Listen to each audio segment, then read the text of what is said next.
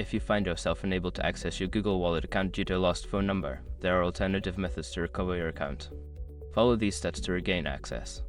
Step 1. Visit the Google Account Recovery page. Go to the Google Account Recovery page by entering the URL in your web browser. This is the starting point for recovering your account. Step 2. Enter your email address. Input the email address associated with your Google Wallet account. This will help Google identify your account and initiate the recovery process. Step 3. Choose recovery options. When prompted, select the option that allows you to recover your account without your phone number. You may be given choices such as using a backup email or answering security questions. Step 4. Follow the instructions. Follow the on-screen instructions provided by Google. This may involve receiving a verification code via your backup email or answering security questions to verify your identity. Step 5. Set a new password. Once your identity is verified, you will be prompted to set a new password for your Google Wallet account.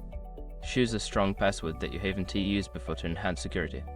After completing these steps, you should have access to your Google Wallet account again. If you encounter any issues, consider reaching out to Google support for further assistance.